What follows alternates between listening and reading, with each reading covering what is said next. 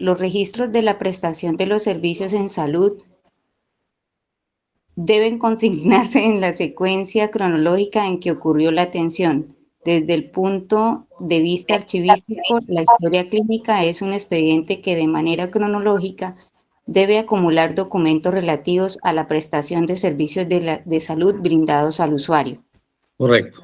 Esperemos ahí, dar una pausa, por favor. Entonces, miren que siempre en la producción de documentos o en la producción de este tipo de archivo, siempre tiene unas características que reúnen. Reúnen las características y lo dice este acto administrativo que viene siendo una norma que nos expide el Ministerio de Protección y el Ministerio de Salud, y es una norma que deben aplicarla no solamente allá en Bogotá, sino a nivel nacional. Lo deben tener como parámetros sobre la organización de las historias clínicas. Entonces, ¿por qué digo esto? Porque resulta de que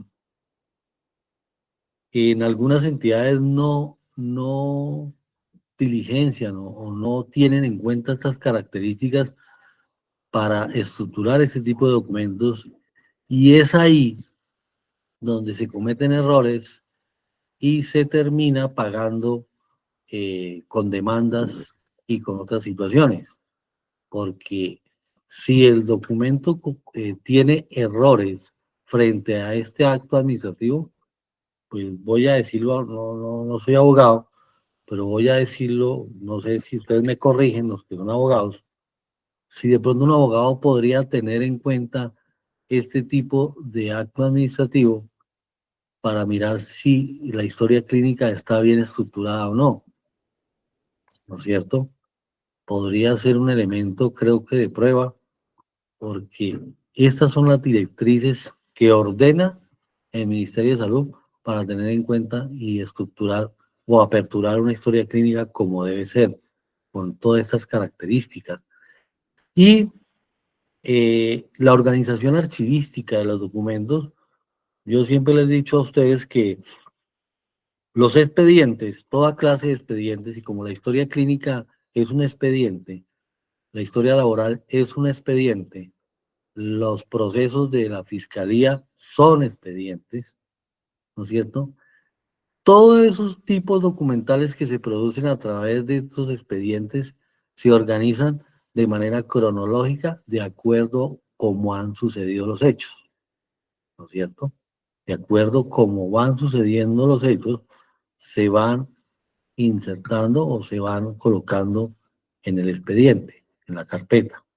Entonces eso hay que tenerlo en cuenta muy bien, porque lo que busca en la parte archivística es que se entienda desde el inicio de la carpeta hasta el final el paso a paso de las actividades administrativas de cualquier situación, sea, llamémoslo expediente de fiscalía, llamémoslo historia clínica, llamémoslo historia laboral.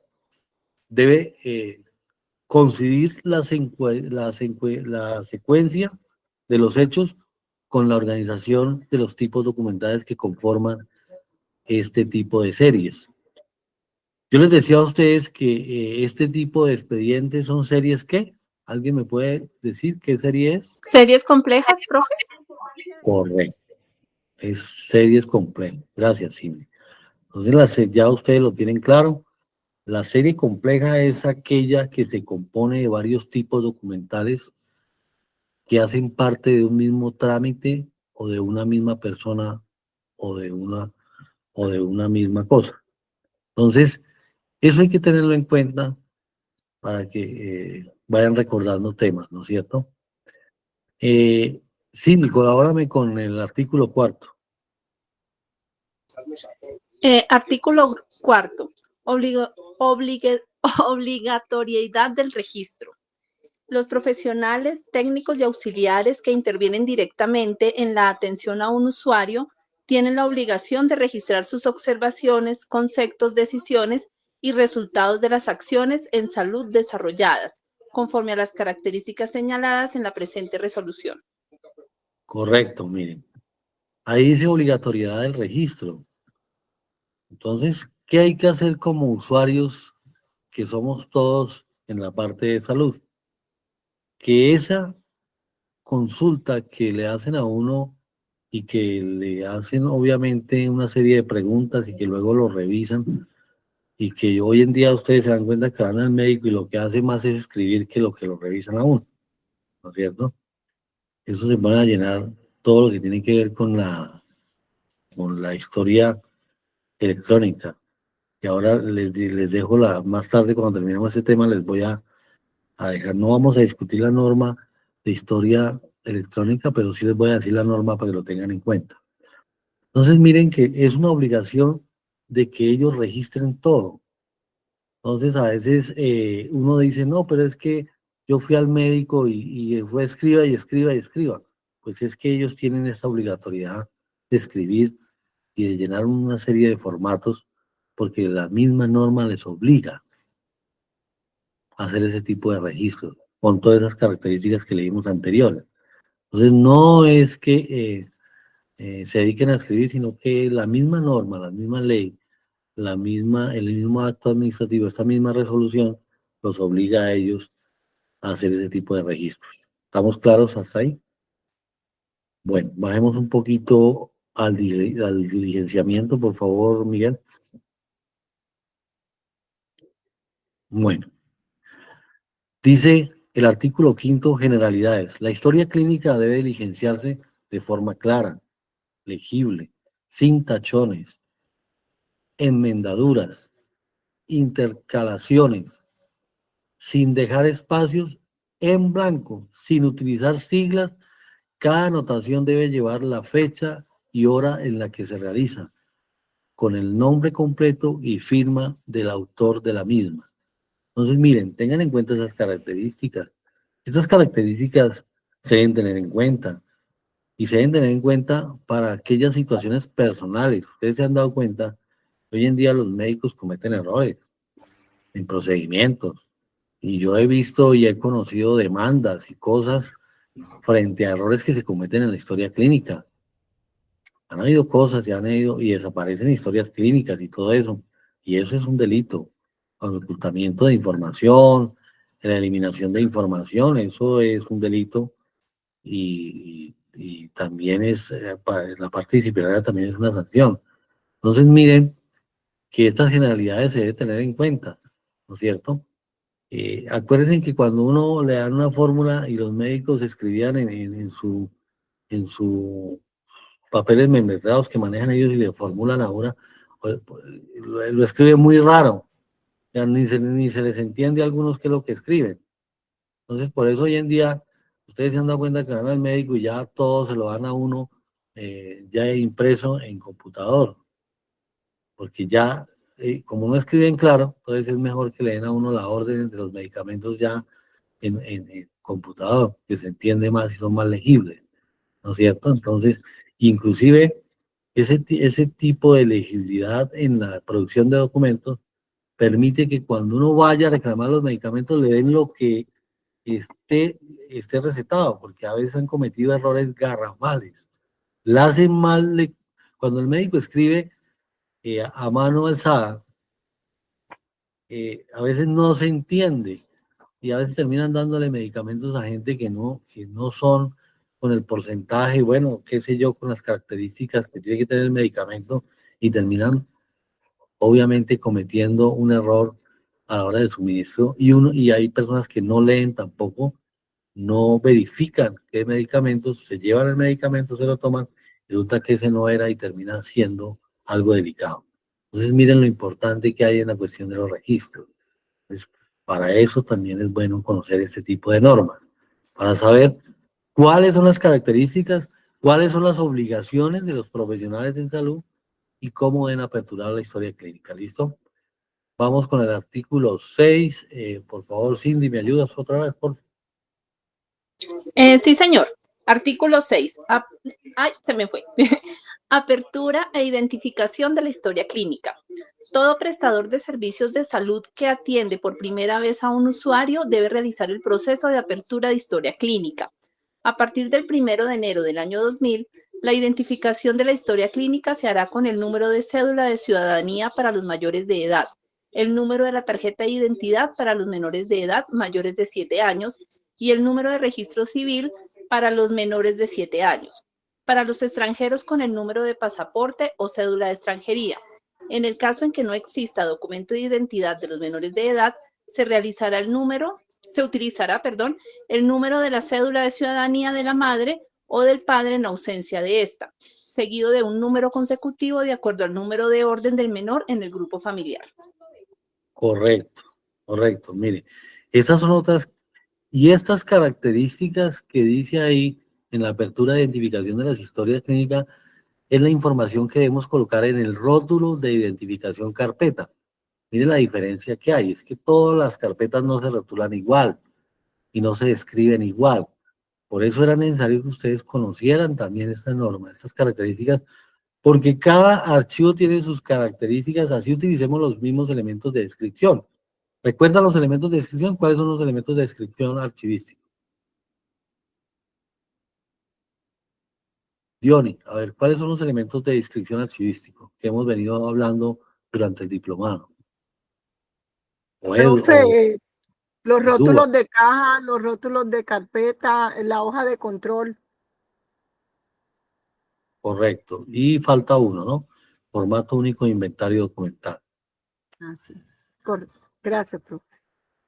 Bueno, muchas gracias, Claudia. Entonces, miren, que en la historia clínica no se hace en lo que común hace uno para aperturar o rotular una carpeta, no, porque esto es una serie compleja especial que ordena la misma resolución con una descripción o con un registro de descripción en el rótulo de carpetas diferente.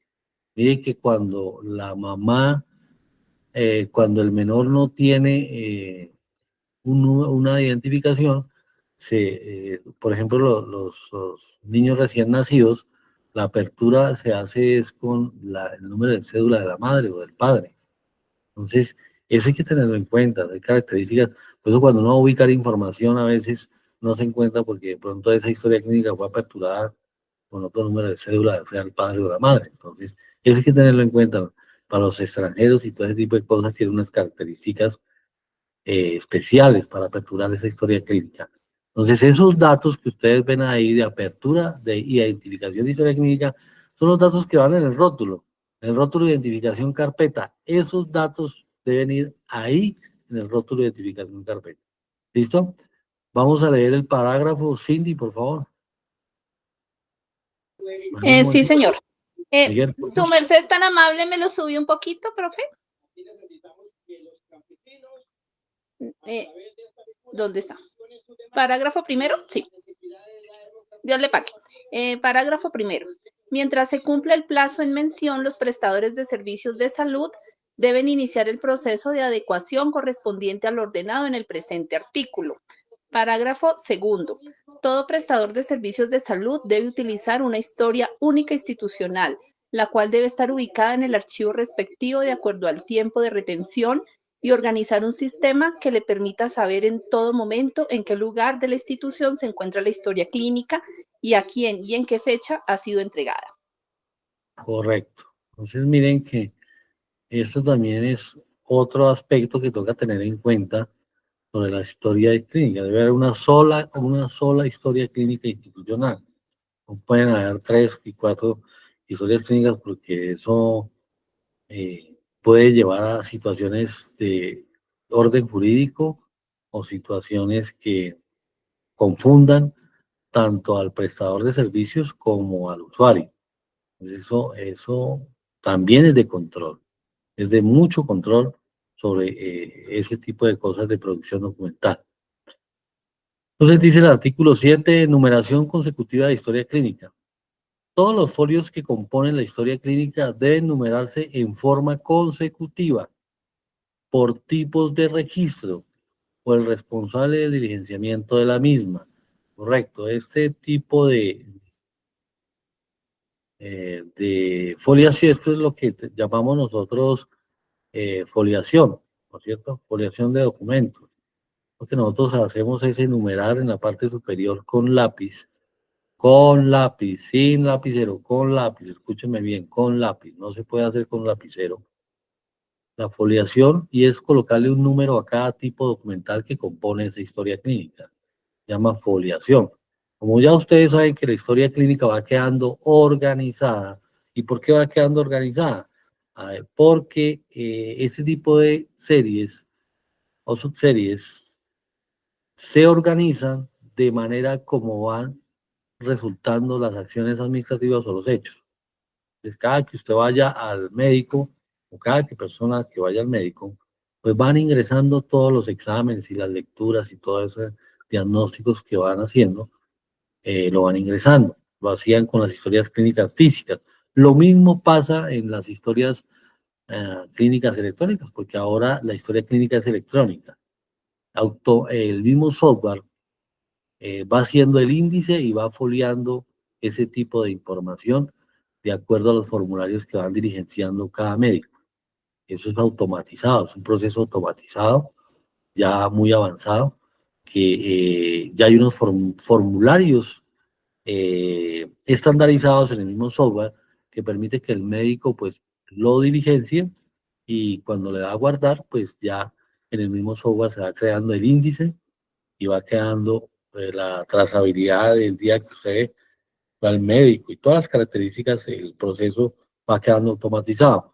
Pero antes se tenía que hacer en la parte física y todavía en los centros de salud o en las entidades que prestan este servicio hay historias físicas que apenas están creando proyectos para digitalizar y eso sea migrado a ese software para que se integre a la historia clínica electrónica.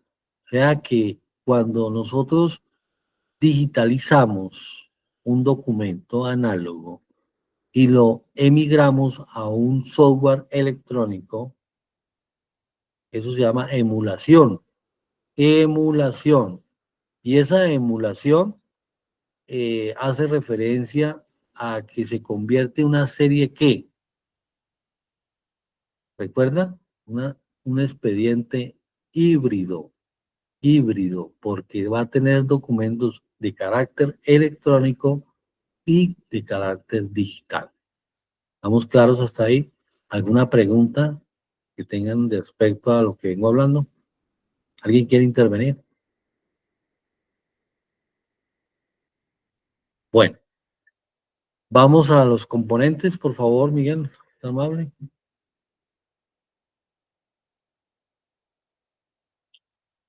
Artículo 8. Son componentes de la historia clínica la identificación del usuario y los registros específicos y los anexos. Bueno, eso está claro, es todo tipo documental, exámenes, diagnósticos y todo eso creo que lo está claro. Vamos, para adelantar, vamos más abajo, Miguel, los registros, eso lo pueden aclarar ellos. Vamos a anexos, vamos a organización. Aquí me interesa, organización. Subimos un poquito, Miguel, que te subiste mucho. Vamos a bajar un poquito a eso, correcto. Capítulo 3, organización y manejo de archivo de historias clínicas. Obligatoriedad del archivo. Todos los prestadores de servicios de salud deben tener un archivo único de historias clínicas en las etapas de archivo de gestión central e histórico, el cual será organizado y prestará los servicios pertinentes guardando los principios generales establecidos en el Acuerdo 07 de 1994, referente al Reglamento General de Archivos, expedido por el Archivo General de la Nación y demás normas que modifiquen o lo adicionen, perdón. Modifiquen o adicionen, perdón. Miren, leas en este acuerdo, Miguel, yo creo que puedes bajar ese acuerdo 07 de 1994 y ese acuerdo hace referente, y está todavía vigente, a todo lo que tiene que ver con el Reglamento General de Archivo. Este reglamento, Miguel se los va a subir a la plataforma y se lo va a pedir de encarecido, porque este reglamento hace referencia a que son los parámetros que debe tener una entidad frente a internamente adoptarlo y reglamentar su función archivística dentro de una entidad. Entonces deben como adoptar este acuerdo para hablar de unos criterios y una jerga técnica que permita que la gestión documental dentro de una entidad funcione y ustedes conozcan esos términos. Es bueno que se lean ese reglamento porque ahí van a conocer de mucho término técnico que les puede salir en la prueba que van a presentar en la fiscalía o para diferentes concursos que ustedes se presenten. Hablemos de la custodia de historia clínica, el artículo 13. Gracias. Bueno, custodia de historia clínica. La custodia de historia clínica estará a cargo del prestador de servicios de salud que la generó en el curso de la atención, cumplimiento de los principios de archivos señalados en la presente resolución, sin perjuicio de los señalados en otras normas legales vigentes. El prestador podrá entregar copia de la historia clínica al usuario o a su representante legal cuando éste lo solicite, para efectos previstos en las disposiciones legales o vigentes. Entonces, ¿qué quiere decir? Pues que esa copia de historia clínica se la pueden dar a otra persona, pero con previa autorización. Y me imagino que esa autorización debe estar autenticada por notaría para poder que se dé esa copia de esa historia clínica cuando una persona autorice para algún trámite o algo, ¿no es cierto? En el parágrafo primero dice, del traslado entre prestadores de servicio de salud de la historia clínica de un usuario, debe dejarse constancia de las actas de entrega o de devolución suscritas por los funcionarios responsables de las entidades encargadas de su custodia. ¿Sí? Hoy en día, pues como hay un sistema electrónico nacional, único sistema para todas las entidades de salud, antes no funcionaba así. Usted iba y le aperturaba una historia clínica nueva. Si usted se enfermaba en otra ciudad, pues allá en ese otro centro médico le aperturaban otra historia clínica. Entonces usted iba dejando historias clínicas en cada ciudad o donde uno la atendiera. Entonces, uno como usuario puede pedir el favor de que esa documentación se la traslade en donde realmente uno está radicado para que llegue esa copia o llegue la historia original, y pues es un formalismo entre la empresa que entrega y la empresa la entidad que recibe sobre que ese sí hubo traslado de esa historia clínica, ¿no es cierto? Entonces eso hay que tenerlo en cuenta. Bajemos, Miguel, por favor, vamos a hablar de liquidación, vamos a hablar muy puntual, vamos, acceso a historia clínica, hablemos de este punto. Por favor, Cindy, ayúdanos ahí con la lectura del artículo 14. Sí, señor. Artículo 14. Acceso a la historia clínica. Podrán acceder a la información contenida en la historia clínica en los términos previstos en la ley. Primero, el usuario. Segundo, el equipo de salud. Tercero, las autoridades judiciales y de salud en los casos previstos en la ley. Cuarto, los demás personas determinadas en la ley. Parágrafo. El acceso a la historia clínica se entiende en todos los casos única y exclusivamente para los fines que de acuerdo con la ley resulten procedentes, debiendo en todo caso mantenerse la reserva legal. Correcto. Entonces, miren que ahí está muy claro lo del acceso a historia clínica, el usuario, que es el primero, que es el dueño de la historia clínica, el equipo de salud, pues obviamente tiene acceso a esa historia clínica porque es el que presta el servicio, las autoridades judiciales y de salud de otros casos previstos por ley. Pues las autoridades judiciales obviamente si necesitan conocer algún procedimiento de historia clínica, pues eso lo determina, esa reserva la suspende un juez, ¿no es cierto? Por orden de un juez, pues obviamente realizan la petición de esa historia clínica para tratar algún asunto judicial o tenerlo como prueba en algún caso de investigación judicial. Y obviamente los demás personas determinadas por la ley. Y esas demás personas determinadas por la ley, pues hace referencia a aquellas tercera o segunda persona que quiera reclamar la historia de una persona, pero es bajo una autorización, obviamente autenticada y firmada por quien la persona que está autorizando, obviamente que se le reclame esa historia clínica. ¿Listo? Bajemos, porfa, Miguel, vamos a ver el tiempo de retención que se debe tener. Uno debe tener en cuenta estos aspectos para hacer tablas de retención documental. Entonces, acuérdense que nosotros hablamos de valores primarios y valores secundarios. ¿Cuáles son los valores primarios? ¿Alguien? Cindy, ¿te acuerdas de los valores primarios? ¿O Claudia? Creo ¿O que Johnny? administrativo, jurídico. Bueno, profe, me acuerdo de esos dos en este momento. Correcto. Alguien que le ayude ahí, a ver, alguien que le pueda complementar a nuestro compañero Javier. Profe, ya recordé. Jurídico, contable, administrativo y técnico. Correcto, muy bien. Esos son los valores primarios, ¿no es cierto? Entonces, miren, dice, la historia clínica debe conservarse por periodo mínimo de 20 años contados a partir de la última atención, contados a partir de la fecha de la última atención, mínimo 5 años en el archivo de gestión del prestador de servicio de salud y mínimo 15 años en el archivo central. O sea que, voy a poner un ejemplo. Si yo hace 5 años no voy al médico, ¿dónde está esa historia clínica? ¿En qué parte está? ¿Está en el archivo de gestión o en el archivo central? En el de gestión, profe. No, Sale el central. en el central, correcto. Debe estar en el central, ¿no es cierto? ¿Y qué pasa si yo después de 5 años voy a que me atienda el médico? Entonces, ¿qué pasa? ¿Se activaría esa historia clínica y pasa a qué archivo? ¿Del central a dónde? Pasa del central al de gestión. Correcto. Entonces, miren que en las historias clínicas tiene una organización especial. Resulta, les voy a contar, que las historias clínicas cuando están activas, uno les puede en la carpeta colocar un color, por decir, vamos a identificarlas sobre una franja verde.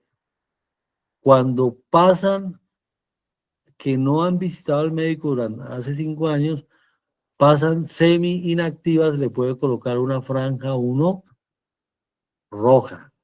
Y cuando la persona ha sido fallecida, que ya uno sepa que no, que se tiene que guardar otro tiempo por la parte jurídica, pasa con una franja amarilla. Ahí uno juega con los colores para poder decir qué historia clínica está activa, qué historia está semiactiva y qué historia clínica está inactiva. Pero esos son estrategias técnicas en archivística para darle una buena administración a ese tipo de series complejas, como la historia clínica. ¿Listo? ¿Tiene alguna pregunta sobre este dato que les estoy enseñando? ¿Sabían eso ustedes? ¿Alguien tenía claro eso del manejo de historias clínicas? No, profe. Y por ejemplo, yo que me enfermé hace 2 años, necesité la historia clínica para lo de la ARL y las restricciones laborales. Y sí, la EPS me entregó en un CD todo así como su merced dice por fecha, todas las atenciones que tuve y todas las observaciones. Entonces veo que sí, las EPS tienen pues como organizado eso, pero frente a la solicitud, profe, de la historia médica, por ejemplo, Sanitas, que es donde yo estoy, solamente si yo no puedo ir, solamente me piden diligenciar un formato y mi firma y fotocopia de cédula. No piden más para entregar la historia clínica. Ah, bueno. Ellos tienen un proceso de gestión documental, pues no obedeciendo a la ley antitrámite, o sea, no ponerle tantas trabas a las personas cuando es un documento que ellos evidencien que está autorizado y tienen un formato establecido. Eso está bien, es una buena estrategia. Bueno, vamos a hablar sobre la seguridad del archivo de historias clínicas, que es algo muy importante. Entonces, por favor, Claudia, ayúdanos ahí con esa lectura. ¿Sí nos puedes colaborar? Seguridad del archivo de historias clínicas. El prestador de servicio de salud debe archivar la historia clínica en un área restringida con acceso limitado al personal de salud autorizado, conservando conservando las historias clínicas en condiciones que garanticen la integridad física y técnica sin adulteración o alteración de la información.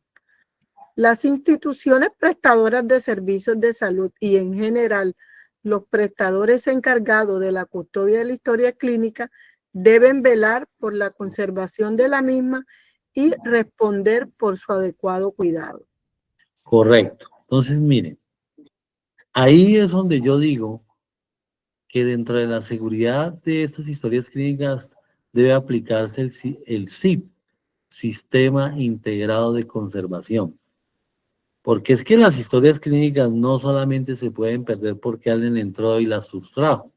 Las historias clínicas se pueden perder por deterioro, por ataque de hongos, por humedad o por el mismo medio ambiente donde se estén conservando. El depósito, si no cumple con las condiciones que dice el acuerdo 01 archivístico, si no cumple con esas condiciones, pues obviamente la información se va a dañar y se va a perder por ataque de roedores, por hongos, por insectos, por qué sé yo, por una manera de unas cosas, una serie de situaciones de riesgos biológicos que también atacan a los documentos y la información se puede perder.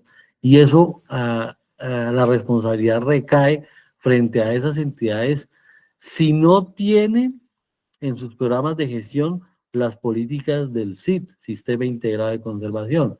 Entonces, esas políticas del Sistema Integrado de Conservación deben ir inmersas en el programa de gestión documental y deben crear su guía del Sistema Integrado de Conservación para aplicar esas políticas de prevención. Y esas políticas de prevención del SIT lo que hablan es de que haya un termohigrómetro, que haya un deshumidificador, que haya un luxómetro, que son elementos técnicos para que las historias clínicas o ese tipo de papel esté en un ambiente que nos dice la norma.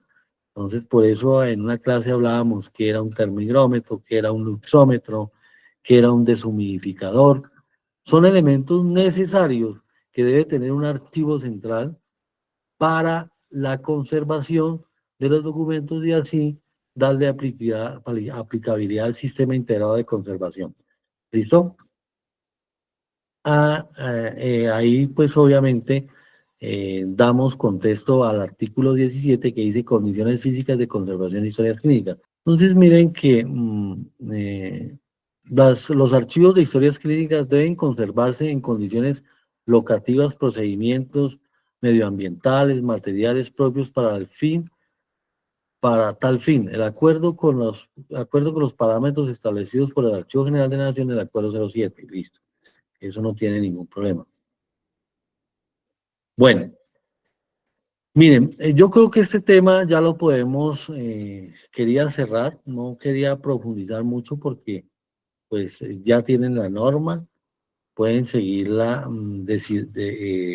ahondando ustedes en sus casitas, con el fin de que conozcan más o menos todo este tipo le he dicho pues, les he hablado a ustedes más o menos lo que se puede tener en cuenta para la organización de historias clínicas. Ya saben que la organización va de acuerdo a cómo se desarrollan los hechos, como cuando ustedes van al médico, así mismo se va archivando la documentación y con los elementos de descripción, que hay una descripción diferente a otras series, ¿no es cierto? Es muy diferente.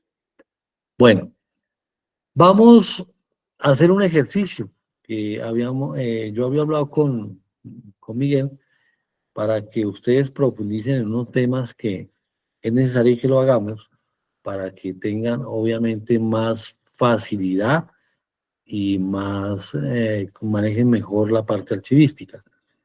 Entonces, vamos a hablar sobre la recepción de documentos, ¿no es cierto? Vamos a iniciar teniendo en cuenta el ciclo vital del documento. Les hablaba yo a ustedes que para la producción de documentos cuál es la mejor norma que uno tiene para producir documentos, o cuál sería una norma modelo para la estandarización de estructura de documentos y todo eso. ¿Cuál les dije yo al inicio del diplomado? ¿Recuerdan? Buenas noches. La GTC 185. Correcto, muy bien, la GTC 185. Es una norma de ICONTE, el cual nos hace unos parámetros de cómo se hace un memorando, cómo se hace una circular, cómo se hace una resolución, cómo se estructura un acta. Todo ese tipo de cosas que hay que conocerlas en producción documental y son muy necesarias. Peguen una revisadita a esa norma, practiquen. Allá hay unos ejemplos para practicar, así una vez se afianzan más a la ofimática, ¿no es cierto? En los aspectos de ofimática hay una serie de atajos que uno a la hora de producir documentos le agilizan más. Mire, cuando yo presenté la prueba para quedar en carrera en la Policía Nacional, me tocó presentar una prueba ante la Comisión de Servicio Civil.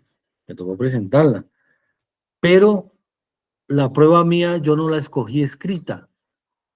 Yo la seleccioné funcional. Yo no la quise hacer escrita. Dije, yo voy a hacerlo funcional. Y esa prueba fue, me pusieron dos jueces adelante. Yo lo presenté en Cali, en la Universidad Libre. Y ya me colocaron dos jueces. Y me senté en una oficina normal. Me prestaron un computador. Me dijeron, bueno, elabore un derecho de petición, estructúrelo, de acuerdo a la norma, estructure un acta, de acuerdo a la norma, y haga una base de datos en Access, con llaves, con buscadores.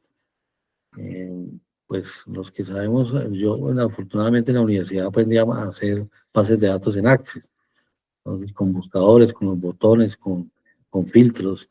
Me pasaron una carpeta en físico, me dijo, organícela archivísticamente, la foliación, la hoja de control, el rótulo, aplique el código de tablas de retención documental, según esta serie, ¿qué sería? Completo. Todo eso me lo hicieron practicar, me daban unos aspectos, unos minutos, no me va, tiene 10 minutos para esto, tiene para clasificar, tiene tanto. Me lo iban midiendo y los jueces ahí pendientes, iban calificando un sistema que tenían ellos en unos computadores que tenían ahí en la mano. Entonces, la prueba mía fue funcional. Ese tipo de prueba a mí me pareció difícil.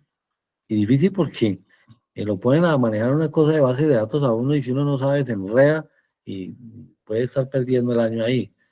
Afortunadamente, pues yo sabía ese tipo de cosas y me pude defender. Pero es algo como trabajar bajo presión, ese tipo de prueba, ¿no? Es haciendo la parte de prueba funcional. A la escrita es muy diferente, porque la escrita es 20 preguntas de tanto, 30 de tanto, 50 de tanto, y usted es agachado ahí, conteste, y lea y conteste. Pero la funcional es, usted no va a contestar, usted va a dejar hacer. Pero me pareció más fácil porque, pues, era lo diario que yo hacía en la oficina, no se salía del manual de funciones, no se salía, me pusieron a hacer lo que estaba ahí, entonces pues no me digo que no fue bien, gracias a Dios. Bueno, vamos a proyectar, Miguel, un material que habla sobre, bueno, hablamos antes de que me publique Miguel ahí ese material, cuando hablamos de producción documental, pues ya hablamos de GTC 185, cuando hablamos de ventanilla única, ¿a qué hacemos referencia? Qué pena, recepción A documental. la recepción de documentos, profe. Correcto, pero esa recepción de documentos, ¿cómo le llamamos a esa oficina? Le llamamos radicación, pero técnicamente le llamamos ventanilla única, ¿no es cierto? La ventanilla única de radicación de documentos. Entonces, Acá en la Fiscalía es ventanilla única de correspondencia, profe. claro que sí. Hay varias denominaciones que le dan a esa oficina. Una es radicación de documentos, otra es ventanilla única de radicación, otra es oficina de administración y recepción de documentos. Entonces, pero no depende la denominación, sino pues el procedimiento es igual para todas las ventanillas únicas. Entonces, lo que hace ahí, ¿qué es lo que se hace ahí cuando la persona va y deja un documento? ¿Qué es lo que hace ahí? ¿Qué es lo que se hace ahí? Profe, le doy mi experiencia. Claro que sí. Cuando me llegan los documentos, pues dependiendo para lo que vengan, hay unos que me llegan de la fiscalía, otros que me llegan que son remisorios para la Policía Nacional de Protección. Pues nosotros lo que yo he hecho es radicarlos y se envían para primero, bueno, porque allá tiene como un trámite, siempre llegan al comando y el comando lo dirige a la unidad que le corresponde. Bueno, Claudia, Profe, pero eso es desde la perspectiva de servidor, pero cuando uno va, por ejemplo, un usuario normal, lo que uno hace es entregarlo, allá lo radican, le colocan un sello, como un sello ahí, y eso viene como un código ahí, que es el que va a servir que evidentemente, pues sí, se entregó, y que cuando uno de pronto llegue a solicitar algo, se sepa en qué etapa del proceso de solicitud se encuentra esa solicitud. Esa solicitud. correcto. Javier, Entonces, profe, perdón, muchas gracias, Javier. Lo que pasa es que cuando yo digo radicar, yo me especifico a eso, pero gracias por esa aclaración, sí, radicarlo y sacar el número de radicado, obviamente, pero muchas gracias. No, claro, Claudia, bien, bien. Y lo que de pronto tú lo miraste desde la perspectiva de servidora, entonces también es como mirarlo de la persona del común que va y lo entrega, ¿no? Entonces también sería como algo. correcto, Bueno, correcto, gracias a muy ti bien. también, Claudia. Qué bueno ese debate, muy bueno. Ahí nos vamos retroalimentando entre estudiantes y entre compañeros. Miren, pónganle cuidado. La acción de radicar es asignar un número consecutivo a ese comunicado que entrega el usuario. Y asignar un número consecutivo, en algunas entidades el proceso está automatizado, como la policía, como la fiscalía, como aquellas otras entidades que utilizan unos software para digitalizar el documento y el mismo sistema le asigna un número. En algunas entidades, voy a hablar de las gobernaciones que utilizan un software que permite expedir un sticker con un número y expide dos stickers con el mismo número.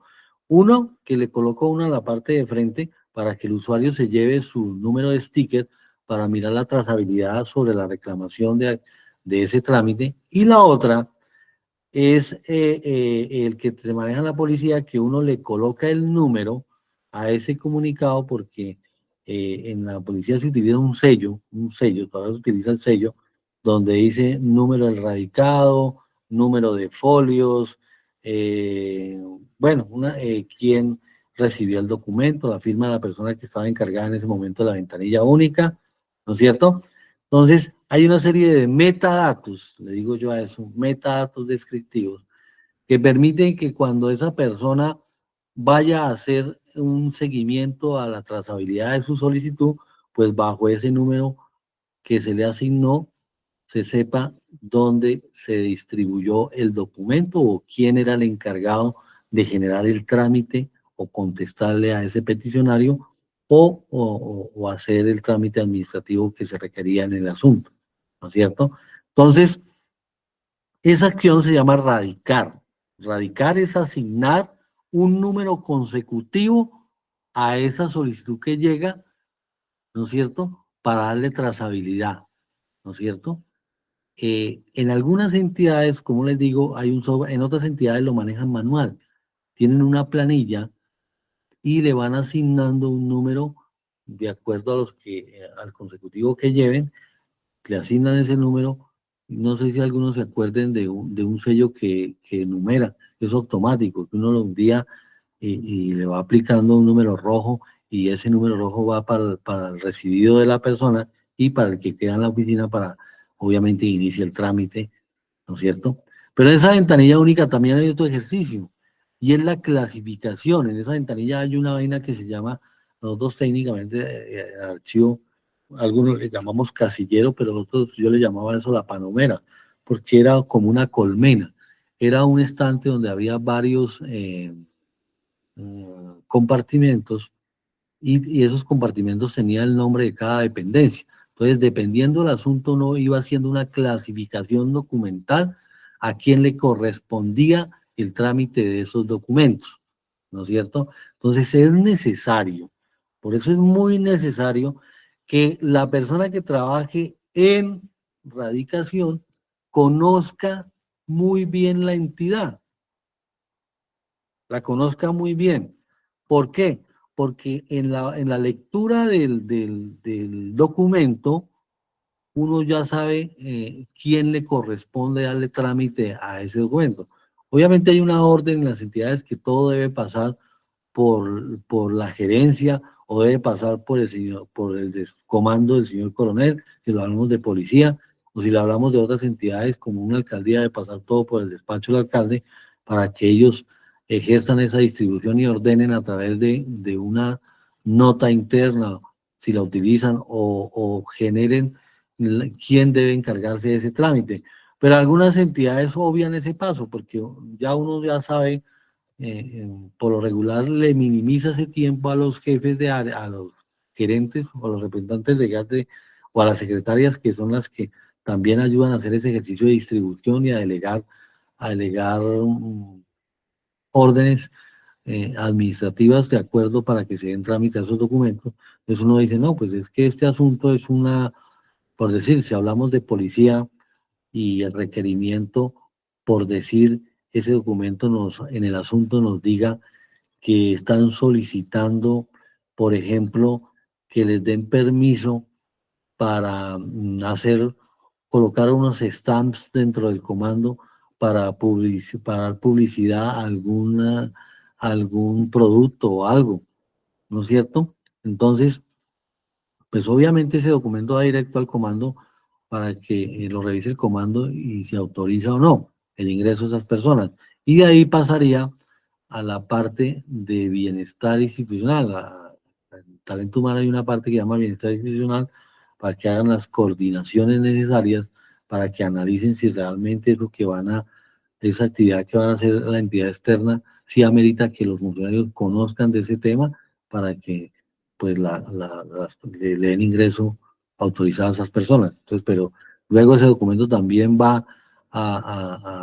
puede ir también a la SIGIN y bueno, un tipo de cosas que se hacen para ver que las personas que vayan a entrar a las instalaciones no tengan antecedentes.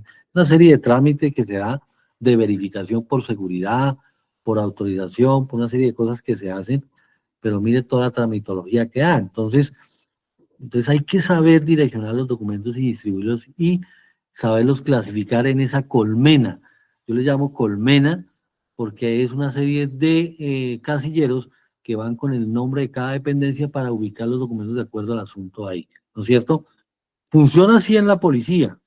En otras entidades lo que se hace es hacer una clasificación también, pero ¿qué diferencia hay? En la policía es que todo el mundo hay un horario para que la gente se acerque en cada dependencia.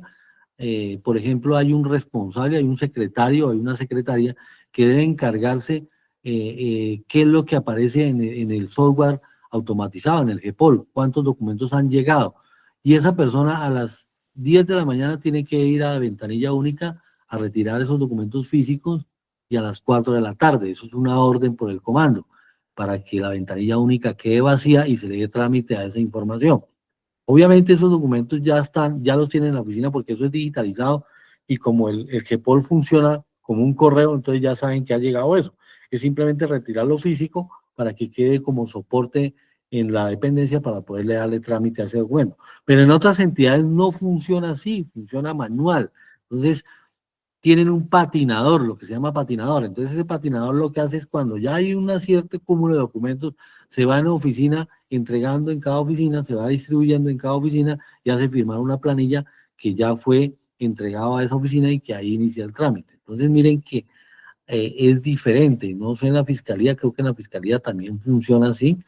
Creo que tienen un distribuidor interno donde va a cada despacho y va entregando los documentos. No sé, Cindy, que trabaja en la fiscalía, tiene esa experiencia, me aclarará si funciona así o no. ¿Qué opinión nos das tú, Cindy, frente a lo que No, profe, pues donde yo trabajo en la SAC, La secretaria es la que va y recoge en la ventanilla única la correspondencia que es para nosotros, profe. Ah, correcto. Entonces, miren, cada despacho debe haber el encargado que se acerca a la ventanilla única y recoger los documentos, ¿no es cierto? Entonces, miren que, y me imagino, allá funciona el Orfeo, ¿no es cierto? ¿El Orfeo es que funciona? Sí, señor, el Orfeo, y en estos días nos ha llegado al correo electrónico que van a hacer como, no sé, algo del Orfeo como algo nuevo, entonces como que nos están mandando ahí los mensajes subliminales, prepárese porque el Orfeo está cambiando, tienes que conocerlo, las nuevas modificaciones, no sé, va a ser como algo nuevo, pues algo que le van como a actualizar, profe. Yo diría que Profe, es de pronto, profe, dígame, yo Javier. quisiera participar y pues decir algo. Claro, Pues, Javier, claro que sí. no sé no sé cómo lo vayan a tomar, pero por ejemplo, en la oficina donde yo estoy, allá, que es en CTI, ahí un compañero recepciona y él, toda la correspondencia que llega a la oficina donde yo estoy, él la lleva allá. Entonces no sé, pues ahí, no sé, es algo parece que como que contradictorio, no estaríamos hablando con el mismo lenguaje, pero pues eso es Pero en lo esa lo que oficina, la pregunta es esta, Javier. En esa oficina que tú trabajas, bueno, tú trabajas en un complejo, donde, en el CTI, donde sí, señores, funcionan varios oficinas, ¿no? Varios asuntos funcionan ahí. Entiendo que hay una ventanilla única ahí en ese complejo, ¿no es cierto? Y la distribución la hace la misma persona que trabaja en la ventanilla única. Creería que es sí, va a así. ser quien recibe, un compañero quien recibe es quien lleva la correspondencia pues a la oficina donde yo estoy, que es telemática, pero Ahí estaría cometiendo un error. Vamos a darle la oportunidad a Cindy, que está levantando la mano otra vez, y ya les aclaro qué error se puede estar cometiendo ahí, ¿vale? Cindy, por sí, favor, profe, diga. gracias. Sí, dos cosas. Yo pienso que lo que dice el compañerito, yo pienso que depende como del grupo y de la seccional. Pienso que ahí variará la opción de quién va y lleva o quién va y pide la correspondencia, ¿cierto? Porque, por ejemplo, en la SAC sí se maneja así. Y lo segundo es una pregunta, profe, que me surge en cuanto a los códigos de erradicación que se le asignan. Mi pregunta es ¿cuál? Los códigos cuando la documentación que ingresa es física o análoga, ¿tiene el mismo consecutivo que cuando la información o la solicitud llega en digital? En electrónico, No, por favor. no, tiene que ser el mismo consecutivo. Simplemente de que en el sistema se deja claro o se deja la observación que el documento llegó por medios electrónicos. Pero el consecutivo tiene que ser igual. Si a ti te llega un documento en el correo electrónico y le das un número de radicación a ese correo electrónico, ya lo radicas, tiene que ser, y luego te llega el físico, pues te sigue el consecutivo, no puede cambiar. No interfiere el tipo de medio en que llega el documento, tiene que ser igual, ¿no? No puede cambiar. ¿Listo? ¿Por qué?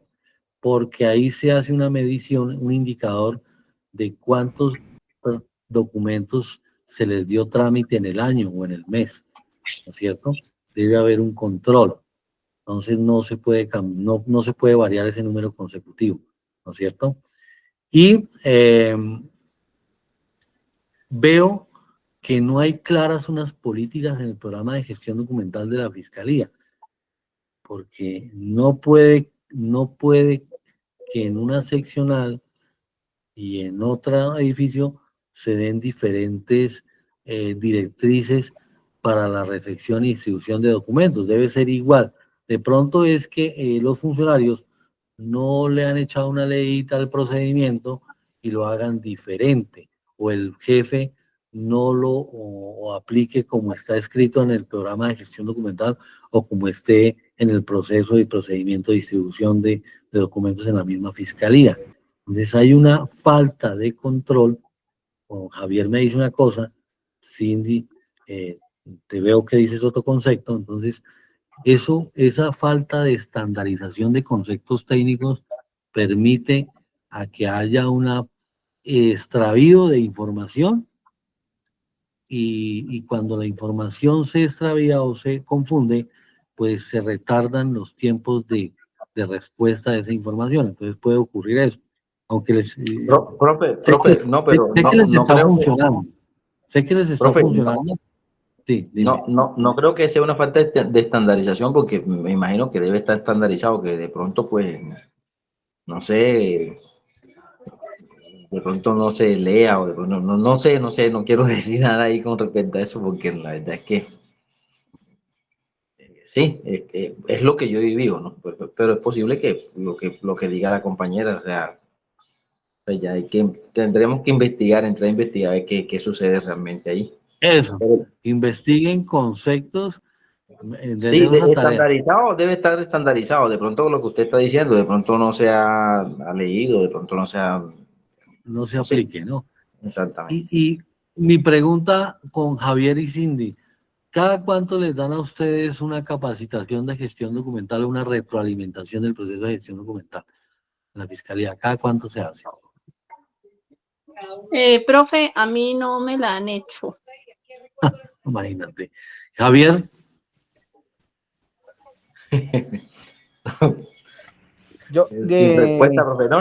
sí, No Cindy, tengo, o qué sea, pena con hace, ustedes, qué ¿cuál? pena con Sí. ustedes, y ahí sí meto la cucharada. Si de pronto la compañera Cindy o de pronto el compañero Javier no han hecho la inducción de gestión documental, de pronto es porque no han hecho uso de la plataforma que tiene la institución para la reinducción de dichas capacitaciones. bueno, mire, Jair, ¿tú trabajas en la Fiscalía también? Sí, señor. Correcto. ¿Cuál es tu cargo? Perdona que te pregunta. ¿Cuál es tu función? Técnico investigador. Técnico investigador, correcto, correcto. Y eres Eh, productor documental. La Fiscalía General de la Nación tiene una Profe, pero plataforma el compañero que se habla llama de AVI, reinducción, que se llama pero AVI, que es la plataforma que tiene las capacitaciones abiertas a todos los funcionarios, todo lo que es gestión documental, cadena de custodia, atención al usuario, están casi todas las capacitaciones ahí, simplemente hay que hacer la reinducción y es aproximadamente una vez un año cada 2 años, donde queda uno certificado. O sea, es una intranet interna. profe, pero esa reinducción que dice el compañero Yair, a veces específica para ciertos funcionarios, a veces por lo menos de ética, por lo menos yo he hecho el de ética, o algunos donde ha sido, digamos, de obligatoriedad No, esos realizarlo, pero ese programas, de, compañero, esos programas son transversales, sí, esos en todas las entidades son iguales, en todas las entidades del Estado son iguales, son programas transversales, son capacitaciones transversales, que sea Fiscalía, Policía, Procuraduría, Contraloría, Alcaldía, todas las IAS son el mismo manual para todos porque es por resolución presidencial que se hace esos ejes temáticos. sí, pero lo que sucede es lo siguiente, que ahí los ofrecen, ¿no? Ahí los ofrecen. O sea, ahí está AVE. AVE es sí, es como esa parte donde nosotros nos apoyamos para actualizarnos en los diferentes cursos que la institución ofrece. Pero bueno, como te digo, o sea, particularmente uno con tanta carga laboral que tiene y, por ejemplo, y efectivamente, como dice Yair, ahí los ofrecen, pero bueno, no siempre uno tiene como digamos, el tiempo, a no ser que de pronto digan, bueno, sí, mire, se está ofreciendo esto y es de obligatoriedad que uno lo haga. Pero sí, el compañero también tiene razón, o sea, ya eso sería como disposición de cada quien, de forma personal, eh, apropiarse y realizar esos cursos. Sí. Correcto, correcto. Muchas gracias por ese debate. Bueno, entonces, mire, dime, Cindy. Sí, que lo que dice el compañero, sí hay unas capacitaciones y lo que dice el otro compañero también es cierto, por carga laboral y también pues como por el área en el que uno se mueva. Mañana voy a mirar en el AVE si está el de gestión documental y sí, lo hago. Sí, porque uno seguía es como por lo que uno maneja. Entonces, por ejemplo, yo he hecho el de que hice el obligatorio, el compañerito Francisco, sí, el de transparencia y otros que nos han puesto de carácter obligatorio. O, por ejemplo, en mi caso, pues lo que es investigación criminal, lo que es análisis criminal, lo que son entrevistas forenses.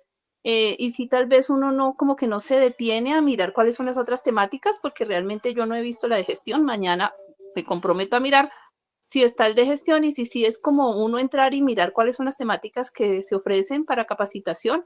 Y sí, pues va también de la mano de uno, lo que dice el compañero, entrar a mirar qué es lo que ofrece la institución en otras temáticas diferentes y que son de interés para uno, porque miren que yo realmente lo de gestión documental hasta ahora para lo del concurso es que realmente le estoy poniendo atención, porque en la oficina la secretaria le dice a uno, mira, Sandy, arma los informes así para el archivo, tal y tal cosa, pero uno sinceramente, o yo personalmente más de ahí para allá, yo nunca le presté atención, sino hasta ahora.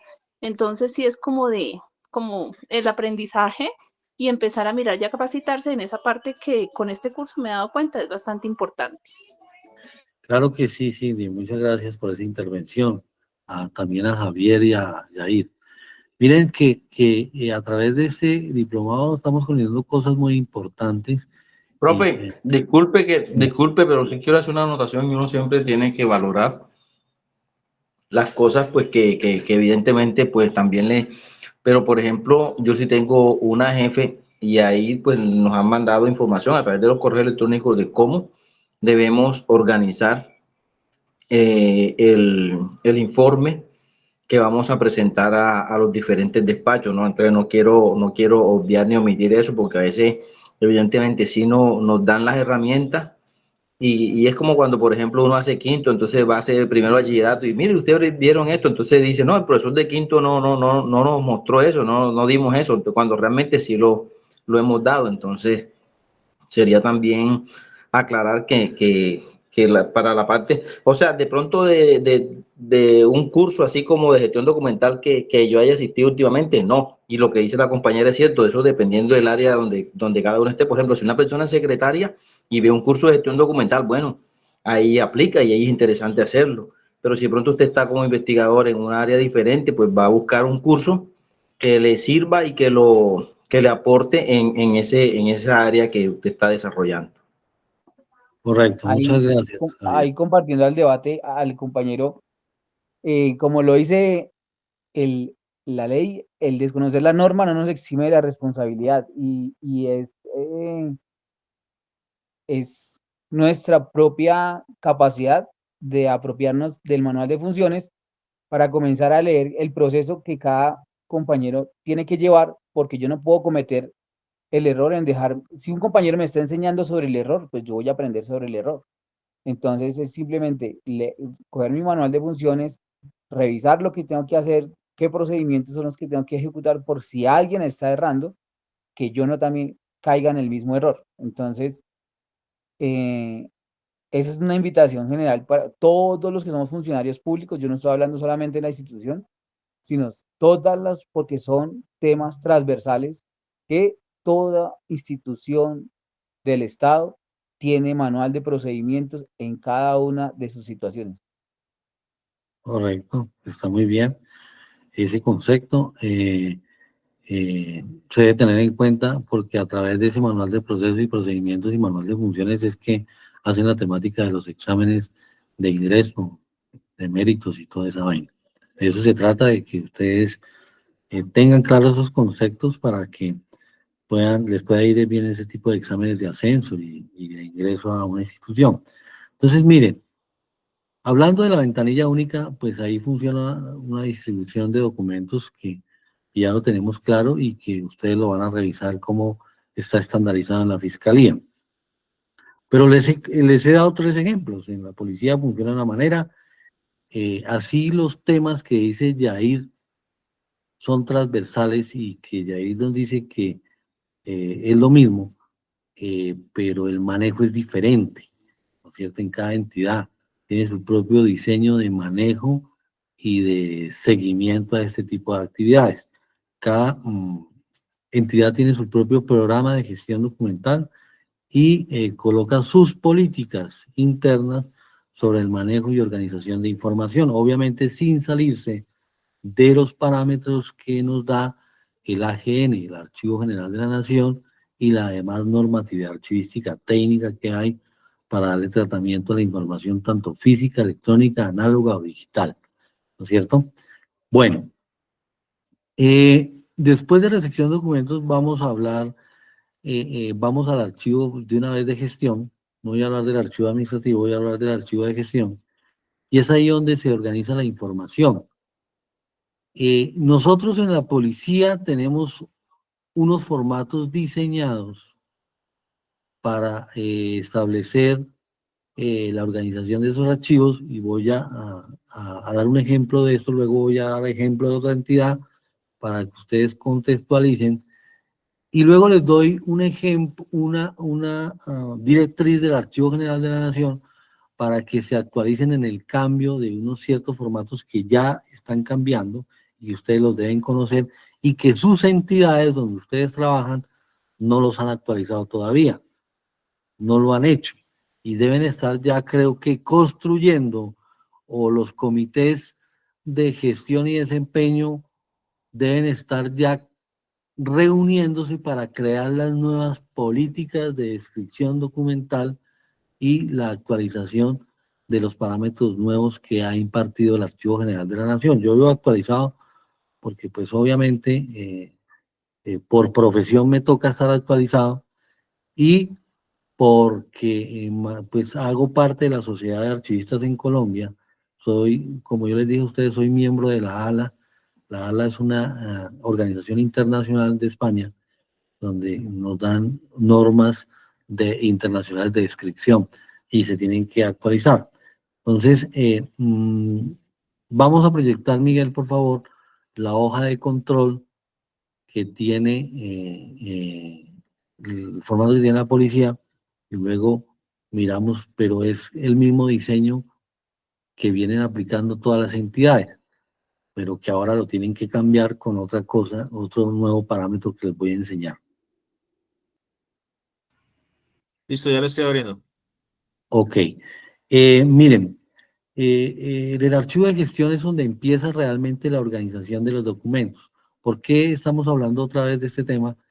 Porque a veces pregunto y no contestan, y nos preocupa ese tipo de cosas. Es mejor recordarlas porque es lo esencial que ustedes deben saber para darle organización, conservación y trámite a los documentos, como establece la Ley 594 del 2000, como lo establece el Acuerdo 001 del 2024, como establece el de los decretos y las directivas que hay en la archivística, y las leyes que hay en el archivo, no solamente la Ley 594, sino otras leyes que integran la conservación y la organización de archivos en todas las entidades del Estado y entidades privadas que cumplen funciones públicas.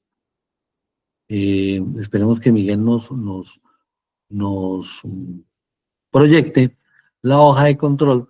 Y antes de la hoja de control, ¿qué es lo que se hace?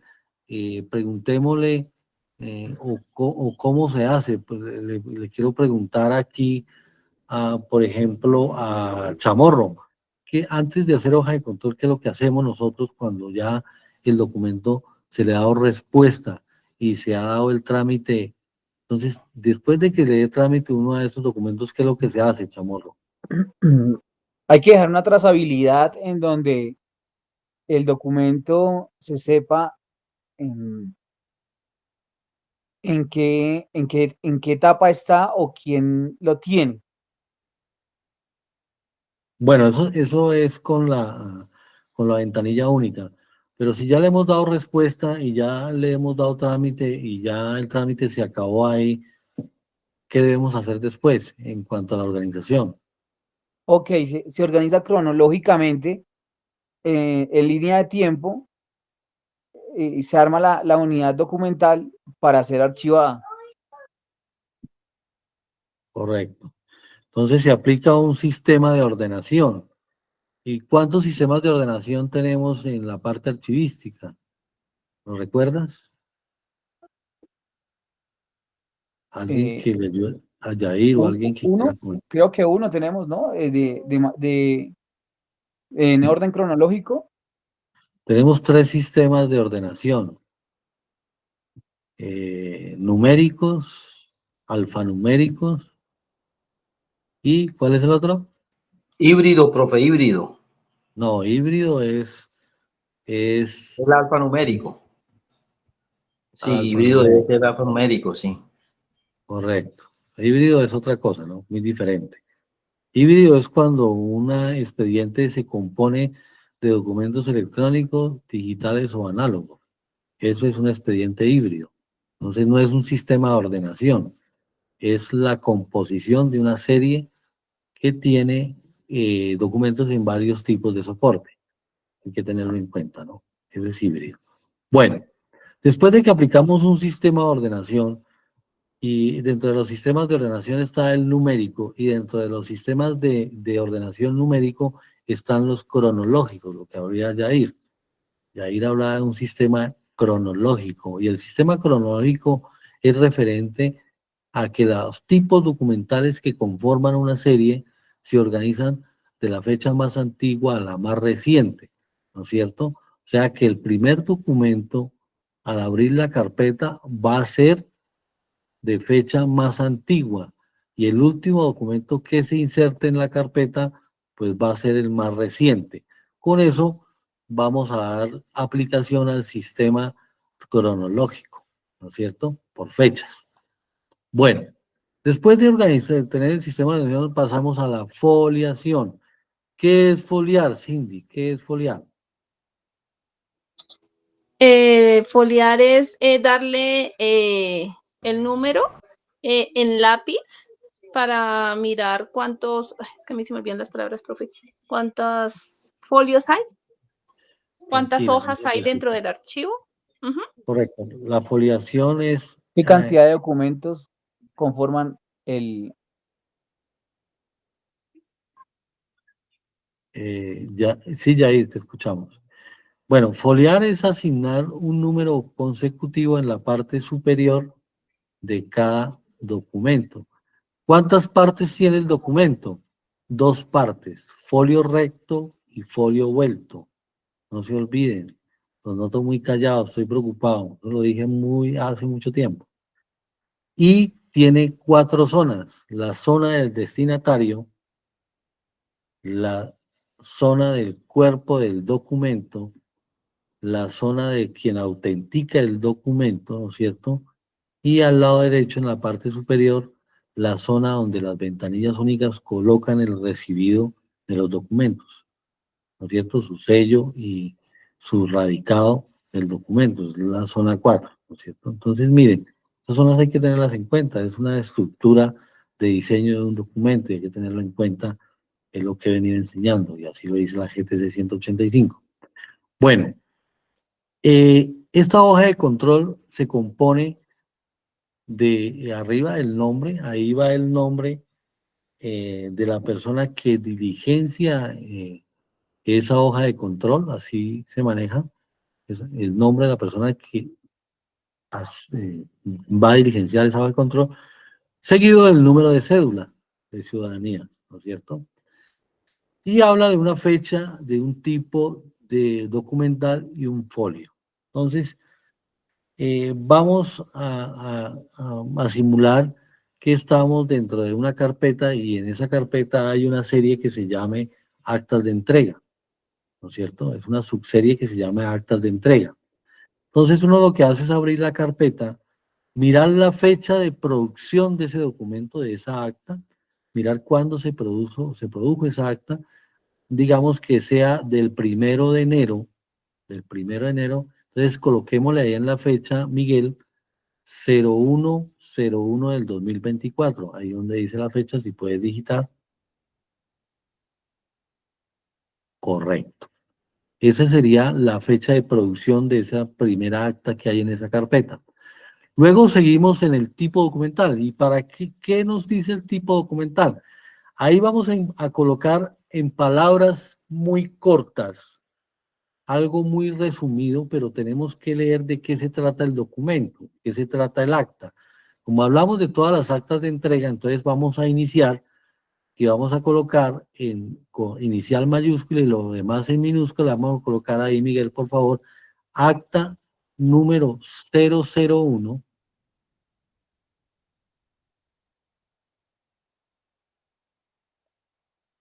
que trata sobre la entrega del proceso de secretaría general del comando del Departamento de Policía Cauca, por ejemplo. O sea que el secretario se va a vacaciones y está entregando su proceso de secretario, ¿no es cierto? Y esa acta, pues digamos que en la parte de los folios, va,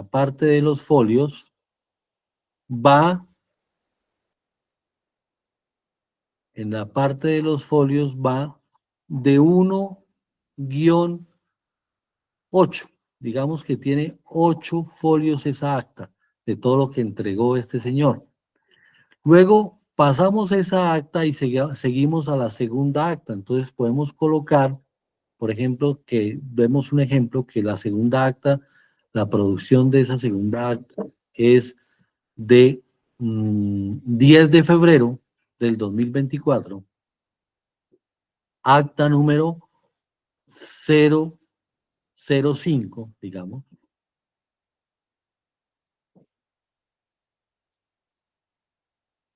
que trata sobre la entrega del proceso otra vez mismo de la Secretaría General del Comando. ¿Por qué digo lo mismo? Porque resulta que estamos hablando de un archivo que es de gestión de esa secretaría. Estamos, ¿sí ven por qué? Se ubica uno en el mismo, porque estamos ubicados en el mismo proceso, no estamos en otra dependencia, estamos hablando de las actas de entrega de la Secretaría General del Comando. Entonces volvió y el señor salió a vacaciones y el 5 de febrero o salió de permiso y hizo entrega o salió trasladado. Puede haber sido, ¿no es cierto? Entonces ese en folios, digamos que va desde el folio 9, porque es la segunda acta,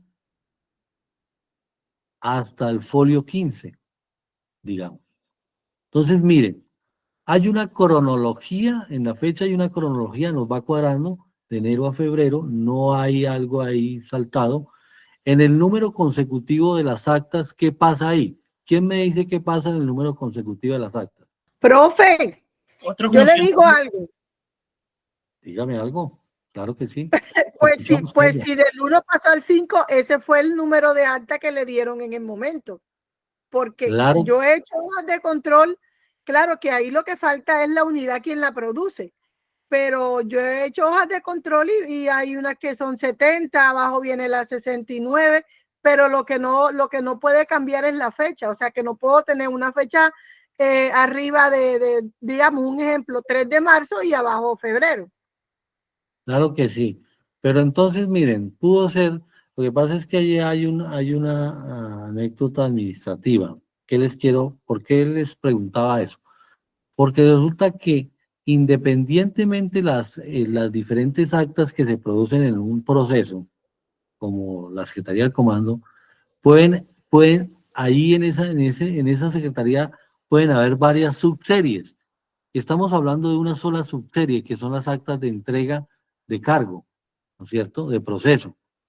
Pero puede ser que ahí se produzcan otras actas que digan actas de reunión de trabajo, o digan actas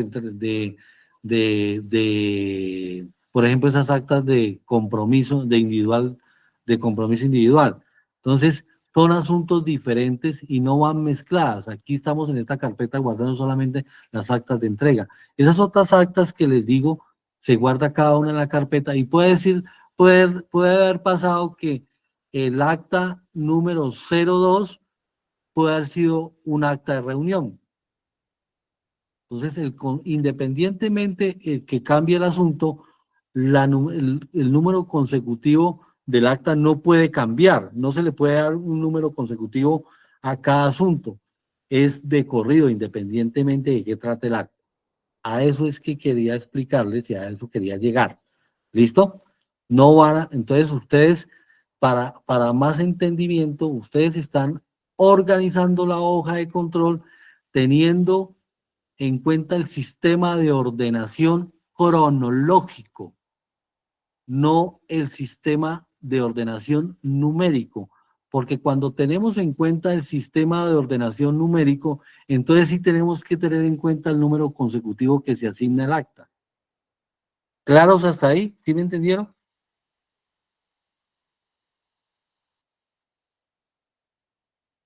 Listo. Eso es lo que quiero explicar. Bueno, y así sucesivamente. Entonces, la pregunta es la siguiente para todos ustedes.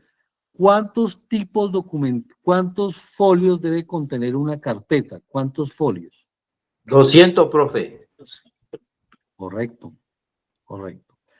Y si la última acta de esta serie llegue hasta los 210, ¿qué debo hacer? ¿Cuál sería lo correcto hacer ahí? Se sigue a la siguiente carpeta. No, pero No, divido el acta o la paso toda a otra carpeta no, señor. o qué hago. No, yo paso todo el acta, no la puedo dejar incompleta en la carpeta. Si llega hasta 247 o 250 y es de una acta, pues yo la paso a la siguiente carpeta. Claro, claro. Y empiezo a foliar ¿desde qué número? Desde 1, Correcto. ¿Por qué? porque no sé decirle. Claudia, acuérdate, porque no es una serie compleja, es una serie simple. Gracias. Lo único que va de corrido son las series complejas. Y las series complejas sí se folean de seguido. Me explico. Si su historia laboral es una serie compleja y terminamos en el primer volumen en 200, el siguiente volumen es de 201. ¿Por qué? Porque los tipos documentales que se guardan en el segundo volumen pertenecen a la misma persona y al mismo trámite. Entonces se llama expediente. Y todo lo que se llama expediente se llama serie compleja, y todo lo que es serie compleja, la foliación es de corrido. ¿Listo, Claudia? Sí, señor, muchas gracias, la verdad. Sí, o sea, sí he tenido la oportunidad de organizar los derechos de petición y sí, pues se ha seguido el número.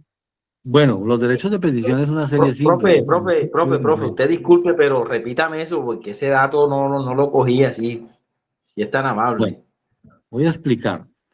¿Qué es una serie compleja, Javier? ¿Qué había explicado yo de la serie compleja? ¿Qué he dicho? Para tenerlo claro. Cuando son diferentes Cuando los documentos, documentos son de una misma persona. Correcto, Lina. Muy bien, Cindy. Gracias por esa participación. Les pregunto porque quiero que me participen. No me gusta que me participen. Bueno, entonces miren.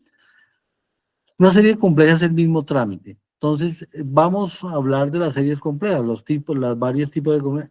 Una serie compleja es, en la fiscalía, ¿cuál es la misionalidad? Los procesos, las investigaciones, ¿sí o no? Entonces, ¿será que ahí en la fiscalía se producen muchas series complejas o no? Sí, claro. Sí, señor, Claro que muchas. sí, profe, claro.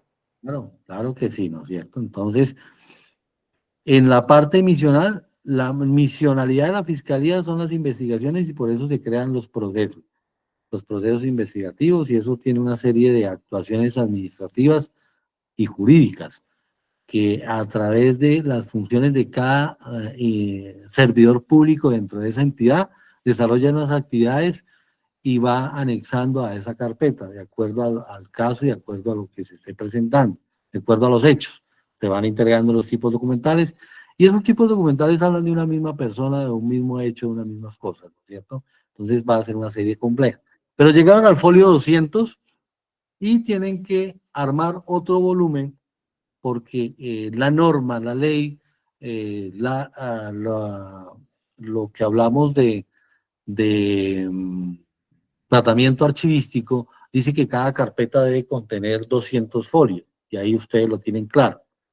Entonces, en ese orden de ideas, pasamos al segundo volumen. El segundo volumen, entonces, el primer volumen termina la foliación de 1 a 200, pero como es una serie compleja, seguimos con el segundo volumen 201 hasta 400, porque es una serie compleja.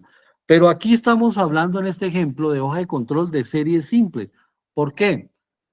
Porque resulta de que la primera acta de entrega pudo ser que yo esa acta de entrega se la hice a Juanito Pérez, pero la segunda entrega Juanito Pérez no estuvo, es Javier. Entonces, ya hay dos personas diferentes que me cambia un dato descriptivo. entonces no sería una serie compleja, porque ya serían dos actuaciones diferentes, dos personas diferentes, y ahí no sería un expediente, porque cada acta trae sus asuntos diferentes. No sé, en la primera acta no van a quedar los mismos compromisos que en la segunda acta, porque obviamente eso cambia a medida que se van transcurriendo las situaciones administrativas.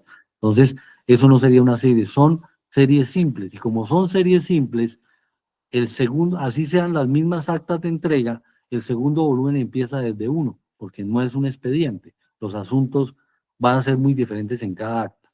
¿Me entendió, Javier, ahí ese asunto? ¿Quedó claro?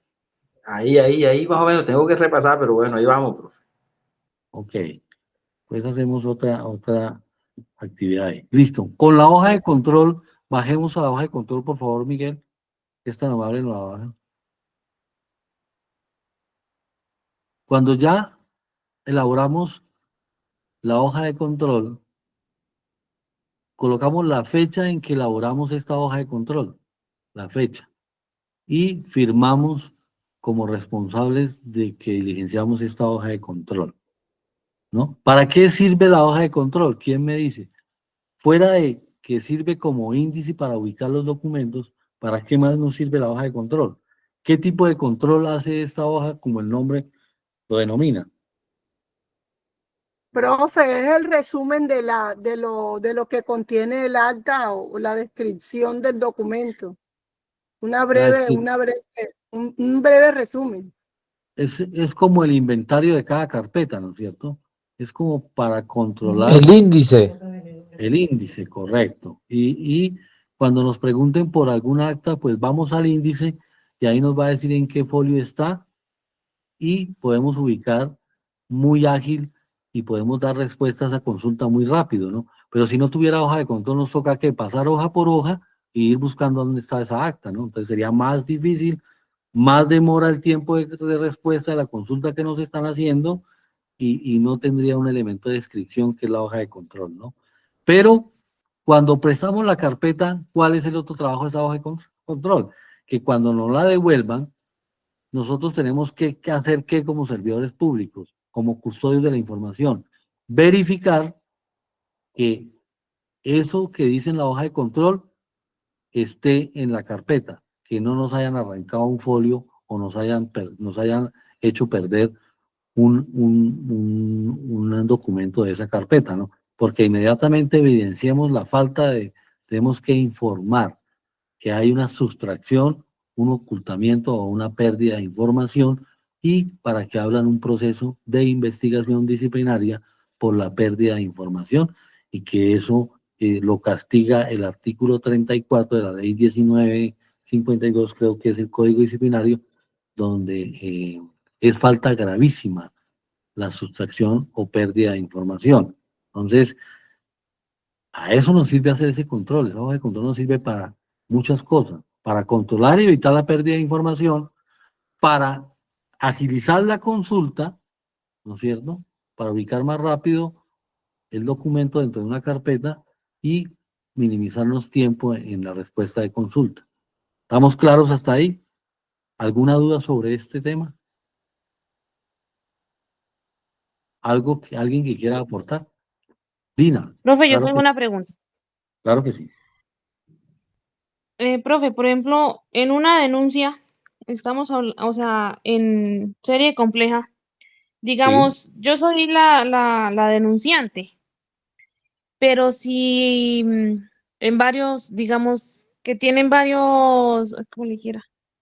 Con diferente número de noticia criminal, Sí. pero hay diferentes indiciados. ¿Ahí sería compleja también la serie? Bueno, hablamos de una denuncia. Esa denuncia, tú sabes que esa denuncia tiene un número de SPOA, ¿no es cierto? Tú trae un Sí, número señor. consecutivo, correcto. Ujú. La pregunta que tú me haces es que también puede haber una denuncia con varios denunciantes, ¿sí? Entiendo así, con varias personas que ¿Cómo? hagan. No, con varios denunciantes no, con varios indiciados, pero que yo sea Mm. la misma denunciante en diferente delito, digámoslo así. Ah, bueno, bueno. Cuando hablamos de la primera denuncia que tú dices, pues obviamente ahí en esa serie compleja se viene desarrollando una serie de actuaciones administrativas que uno va colocando. Por ejemplo, de la denuncia después sigue, no sé, no conozco muy bien el procedimiento después de la denuncia. ¿Habrá algún oficio de reparto o de asignación a esa investigación? O bueno, De qué la sé yo. denuncia, que es la noticia, el reporte de iniciación, viene de la noticia criminal, que es la denuncia.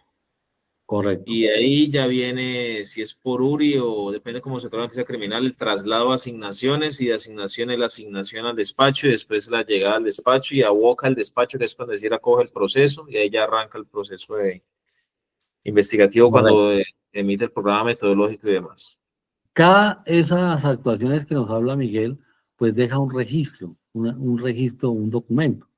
Entonces, así como dice el documento, hay que irlo registrando en la hoja de control, ¿no es cierto? Lo vamos registrando. El otro caso que tú dices que varios son los iniciados en esa misma denuncia, pero es el mismo denunciante, es lo mismo. Simplemente que es la misma denuncia, pero que los indiciados no tienen nada que ver, porque lo que se debe tener en cuenta es el número de SPOA que se le da a esa denuncia, así hayan varios iniciados.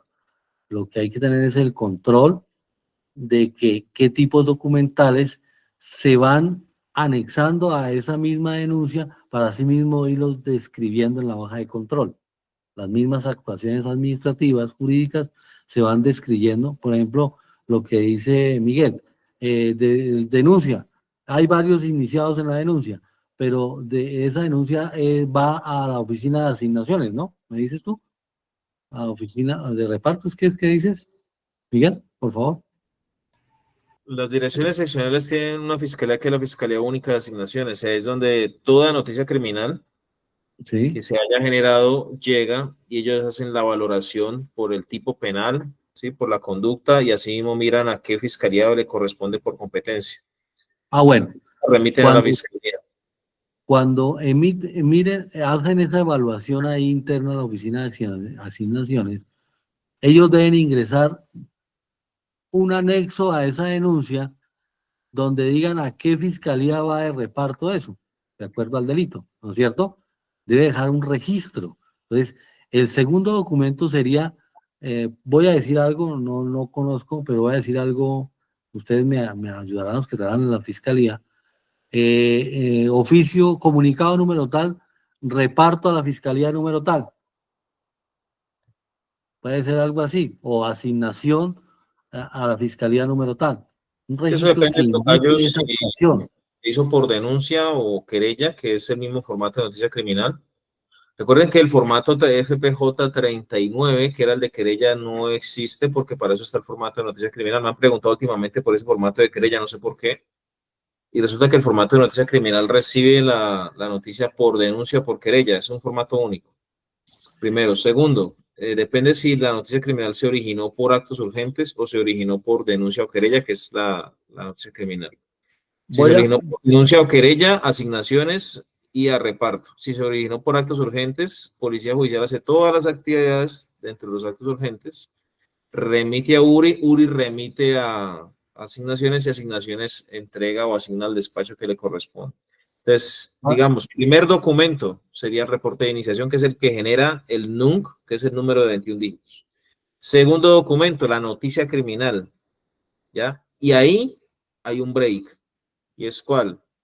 Que si el caso fue por URI, entonces, y hay actos urgentes, entonces ya no viene de una vez asignaciones, sino que viene el informe, donde Policía Judicial le entrega el informe ejecutivo a la Fiscalía con todos los actos urgentes, todo lo que se hizo: fijación fotográfica, bosquejos, inspección a cadáver, inspección a lugares, recolección de elementos de prueba, solicitudes de análisis, arraigos, lo que haya hecho. Ah, y si fue por captura en flagrancia, entonces el primer documento cronológicamente, como Miguel nos explica, ya no sería el informe ejecutivo siquiera, sino que sería el informe de policía de vigilancia caso de captura en flagrancia.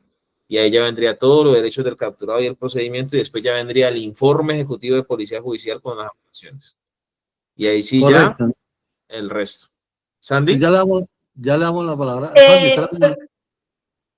Antes, profe, lo que estaba diciendo el profe Miguel, también existe la opción, nosotros la manejamos, es de la información que llega, por ejemplo, a SAC, del centro de contacto, que llega por fuente no formal. Nosotros hacemos el proceso de verificación de la información, a veces verificación en campo con el grupo pues, que está encargado de eso, y de acuerdo al resultado de análisis y verificación que se hace, se devuelve en un informe de análisis al centro de contacto y se solicita apertura de noticia criminal. También existe esa opción. Excelente. Correcto, Sandy. Entonces, Sandy, esa actividad que ustedes hacen queda dentro del mismo expediente o queda electrónico. Sí, señor, queda dentro del mismo expediente.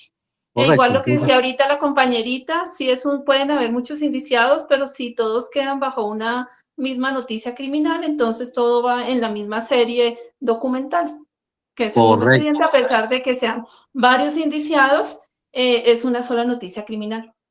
Para aclararle a Lina, que nos hacía esa pregunta, es que no va a intervenir los iniciados, sino que la hoja de control lo que hace una descripción es el contenido de esa serie, independientemente de quiénes sean los iniciados, es los documentos que tenemos que escribir que componen esa serie. ¿Listo, Lina? ¿Correcto? Sí, profe, gracias. Con mucho gusto. Ok, quedó claro ese tema. Bueno, miren que estamos ya otra vez entrando en el proceso de organización y creo que este tipo de cosas la vamos, en la próxima clase lo vamos a ir adelantando, es el ejercicio que queríamos hacer. Luego de diligenciar toda esta hoja de control, pues ya es el primer documento que va en la carpeta, firmado. Y ya tenemos un índice. Es como, el índice funciona como el índice que están en los libros, en una biblioteca. Va a lo último, pero uno si quiere buscar un tema, pues va al índice y va a la página del libro. Lo mismo pasa archivísticamente. Abren la carpeta, miran el índice y van al documento que realmente quieren ustedes observar o hacer un análisis o la consulta de acuerdo a la consulta que les estén realizando, pues van al número de folio, porque se supone que cuando ustedes estén elaborando la hoja de control, ya la documentación está foliada de 1 a 200. ¿Listo?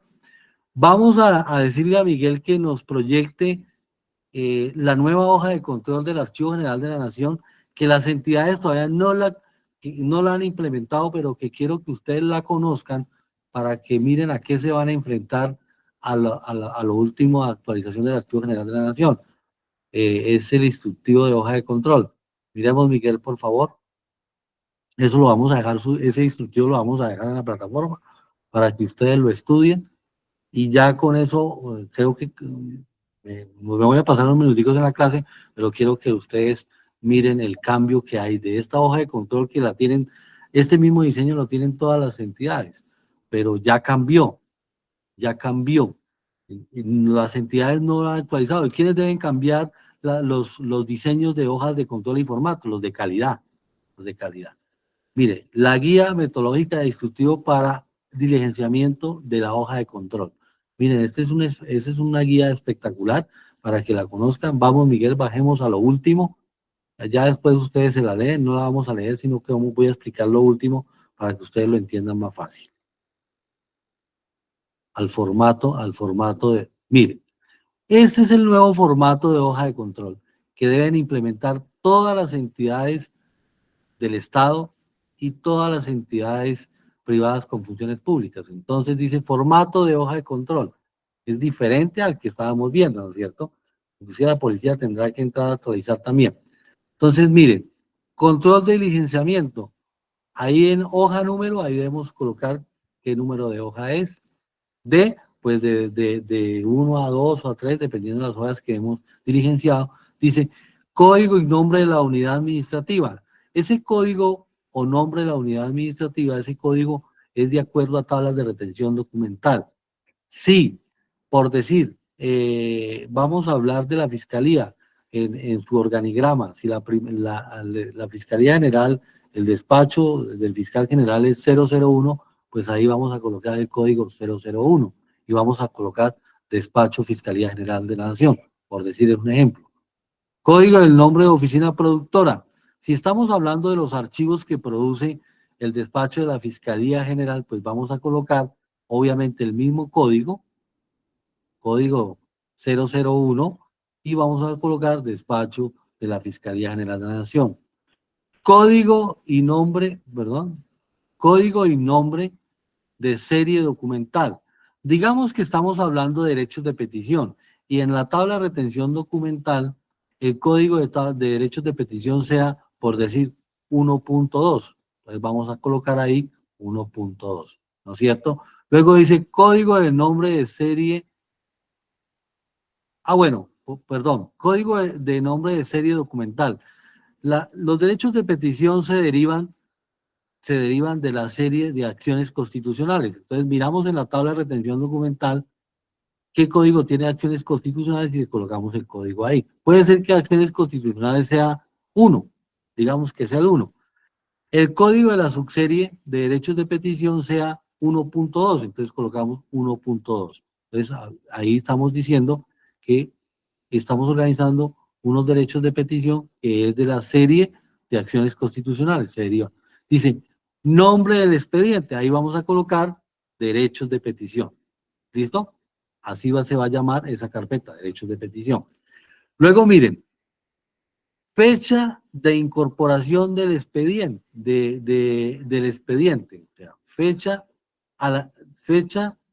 de incorporación al expediente, o sea, llegó el derecho de petición, ya se le dio trámite, digamos que ya se le dio trámite, llegó la solicitud y se generó la respuesta. Entonces uno coloca primero, ¿a qué le interesa? En el principio archivístico a uno, ¿qué le interesa? Guardar lo que se produce, no lo que llegó, porque lo que llegó lo podemos recuperar haciendo un documento a la entidad que nos, mira, es que se me perdió tal documento, necesito que me envíen copia porque, pues necesito, entonces uno recupera porque ellos lo guardan. Eso no, lo que le interesa es realmente guardar lo que uno contesta, lo que uno produce, ¿no es cierto? Entonces, ahí vamos a colocar qué día estamos insertando nosotros ese documento a esa carpeta. ¿Qué fecha estamos haciendo la insertación? Por ejemplo, yo estoy insertando un documento hoy a esa carpeta, entonces ¿hoy qué fecha tenemos? Hoy tenemos 12 de diciembre del 2024. Ahora dice fecha del documento, entonces ahí sí vamos al documento. Todo documento en su estructura tiene una fecha de producción. Entonces uno empieza Popayán, 10 de diciembre del 2024. Esa es la fecha que vamos a colocar ahí. Tipo documental, descripción. Entonces ahí vamos a colocar solicitud, pues vemos a qué solicitud nos llegó. Entonces, por decir, solicitud y respuesta de información a la Procuraduría General. Por ejemplo, la Procuraduría nos solicitó una información. Entonces uno coloca ahí en mínimas palabras a qué le estamos dando respuesta y qué fue lo que nos requirieron. Minimizar en pocas palabras ahí lo que trate el derecho de petición. Número de folios. Entonces, resulta que en el primer derecho de petición nos gastamos 2 folios, la solicitud y la respuesta. Entonces coloca 1/2, que va desde el 2, ¿no es cierto? Nombre de la persona, ¿no? Nombre del funcionario que ingresa el documento. Entonces, si soy yo, Miguel Córdoba, voy a colocar ahí Miguel Andrés Córdoba. Observaciones.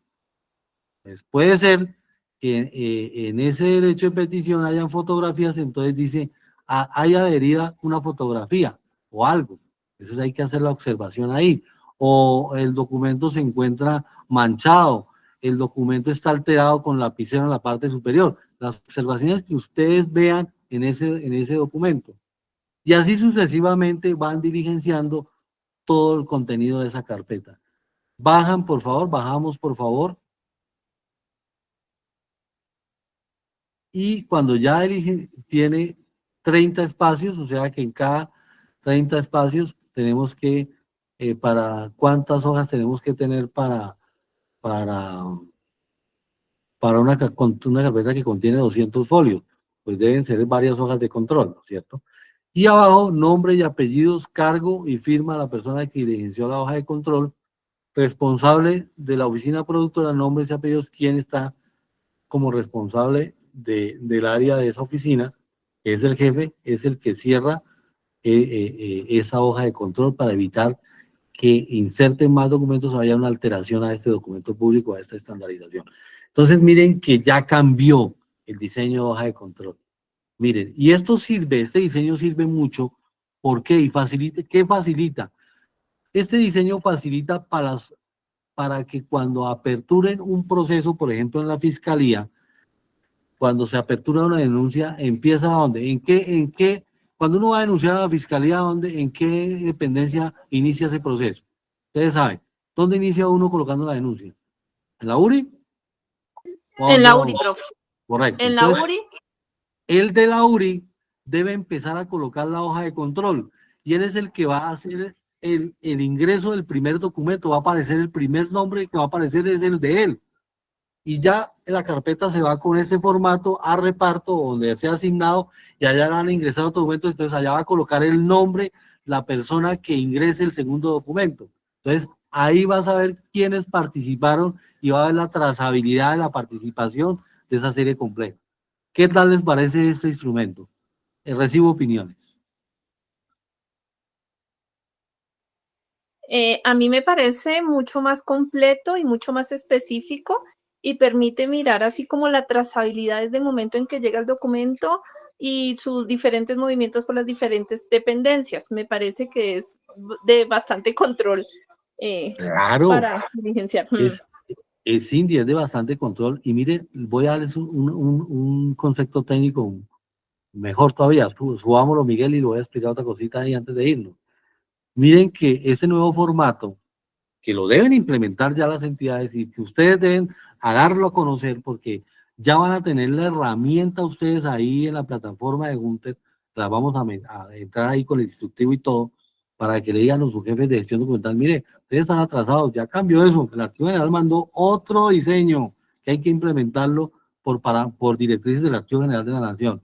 Y miren, otra anécdota es que hay una trazabilidad de quienes participan en la conformación de esa serie.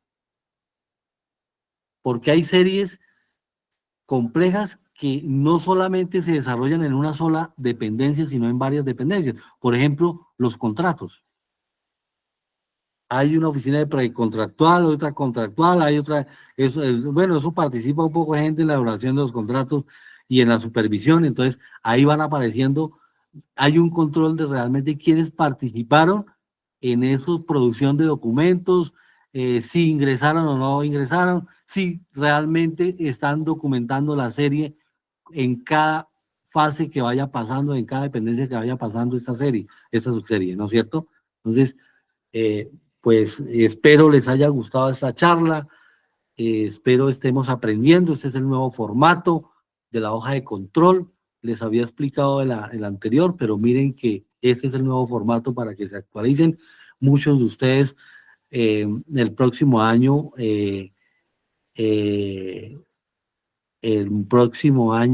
que ustedes lleguen en enero después de fiestas, después de esa rumbeada que se peguen en sus casas, los profesionales en ciencias de la información en cada una de sus entidades estén implementando el nuevo elemento de descripción que es la hoja de control y esa es la nueva estandarización. Les agradezco a ustedes por haberme escuchado el día de hoy. Acuérdense, vamos a seguir con este ejercicio, no vamos a parar, vamos en hoja de control, luego hacemos el rótulo de carpeta, luego hablamos de otros temas que son importantes que ustedes refuercen y ya estamos casi a 2 clases de terminar este diplomado. Espero que mis conocimientos, mi profesionalismo les esté gustando la manera de dictar este tipo de diplomado y Dios los bendiga y que tengan buena noche. Buenas noches, profe. Bendiciones. Muchísimas gracias, Miguel Andrés. Muchísimas gracias a todos por la participación activa y no, más bien diría proactiva.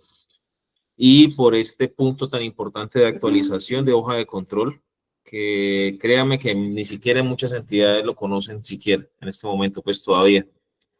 Recuerden que estamos en inscripciones para el curso previo al concurso.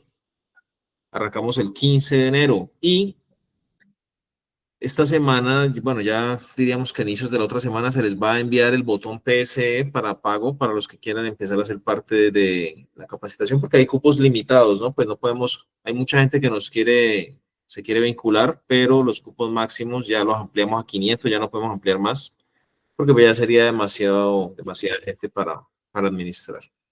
Entonces, en este momento ya pasamos los 400, por eso ampliamos a 500 y la idea es pues que se puedan vincular los que deseen o piensen participar del concurso para que tengan una excelente preparación. Vamos a meterle duro a la lectura crítica. Recuerden que la lectura de los casos de test de juicio situacional, esto va a ser de las cosas más importantes porque los test de juicio situacional se basan en la lectura crítica. La lectura crítica tiene 4 niveles o cuatro fases. Y estamos acostumbrados simplemente a la primera, que es la fase de las preguntas respecto del contenido del texto. Es decir, si aquí estamos hablando de la hoja de control, pues me preguntarán sobre el código de la serie documental porque está allí. Pero recordemos que las otras fases son más complejas, como por ejemplo la segunda, que habla de la intención que quiere transmitir el texto y así sucesivamente van avanzando. Entonces, ese tema va a ser muy bueno y estamos en contacto con un súper especialista al respecto que tiene muy buena experiencia. Cualquier duda, cualquier inquietud que tengan respecto del diplomado, ya estamos en la recta final. Algunos ya han hecho la inscripción que no habían hecho. Algunos estaban solamente ahí con los nombres que me han escrito por WhatsApp. Faltan otros por realizar. Cualquier cosa estamos atentos para que puedan hacer su certificación. Recuerden que es educación informal, se les certifica el diplomado y entonces ahí estaremos muy atentos a ejecutar ese procedimiento. Ya la próxima semana ya concluimos. ¿Listo? Un abrazo, que tengan un excelente fin de semana, muchas bendiciones. Esperamos que haya sido fructífera la clase y sobre todo agradecemos su participación y su colaboración en los temas. Que tengan un buen descanso. Un abrazo grandote.